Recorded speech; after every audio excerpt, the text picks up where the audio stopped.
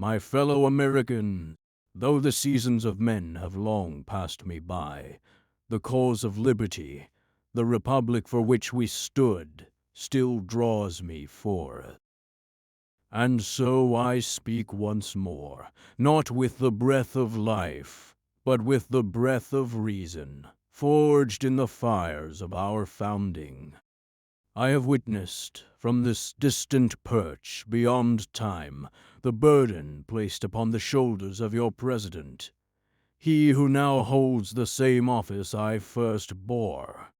And once again, the world turns its gaze to America, for she has acted, force has been employed, not in conquest, but in defense. A sovereign power has been struck, and already the voices rise in protest. So let us speak plainly, and let us speak truth. When we, the framers of the Constitution, debated the powers of the executive, we were not ignorant of the storms a republic must weather. We had tasted war's bitterness, and yet we knew there would be moments, urgent, unanticipated, when the president alone must act with speed and resolution. For while Congress holds the power to declare war, the president bears the responsibility to repel it in whatever form it comes. If a blow is prepared in secret by foreign hands, if American lives hang in the balance, if the enemy plots not with banners and battalions, but with shadows and subterfuge, then the president must not wait for parchment and procedure. He must act swiftly, decisively. This, I believe, is such a moment. We are told that threats gathered, intelligence confirmed, and danger approached not as a vague whisper, but as a clear and present peril. The hand that struck did so not out of ambition, but of necessity, not to provoke war, but to prevent a greater one. I say this with the solemnity of a man who once held command of citizen soldiers, when action can preserve the peace at home, when it can prevent the spilling of American blood. It is not aggression, it is prudence, it is duty. The American president is not a king. He is not granted the scepter of war at will.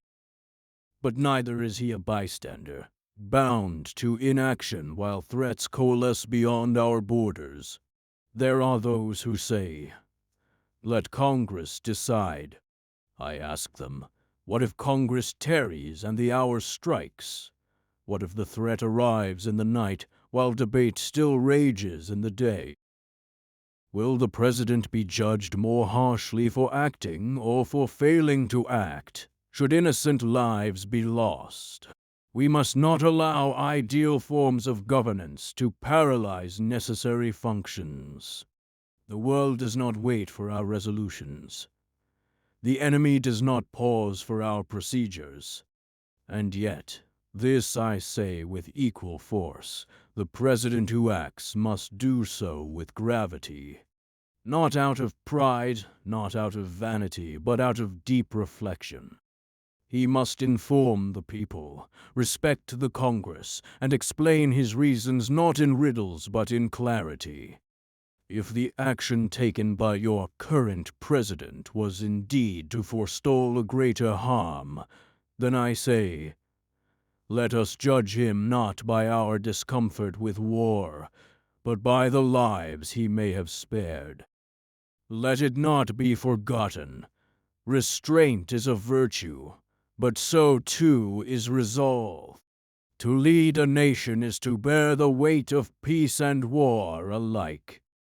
I recall the agonies of command, and I do not envy those who must wield power in the present age, where threats are veiled and enemies dispersed. But inaction has its price, and hesitation, its victims. Therefore, I urge my countrymen, if you would question your president, do so as citizens, not partisans. If you would demand accountability, let it be founded on fact, not fear. And if you would preserve the Constitution, remember it gives the executive both responsibility and judgment in matters of national security. This is not a surrender of liberty. It is a safeguard of it. Let us remain vigilant, but not reckless. Let us expect transparency, but not paralysis. Let us hold our leaders to the highest standards, but grant them, too, the tools to lead. For the defense of a free people sometimes demands actions unseen, swift, and even sorrowful. But when done rightly, when done lawfully, they may be the very acts that preserve peace itself. And so, I leave you with the words I once wrote upon stepping away from power. Let us unite in the pursuit of national interests, avoiding the mischiefs of foreign intrigue and trusting, above all, in the providence that has hitherto sustained us. I remain your obedient servant, George Washington.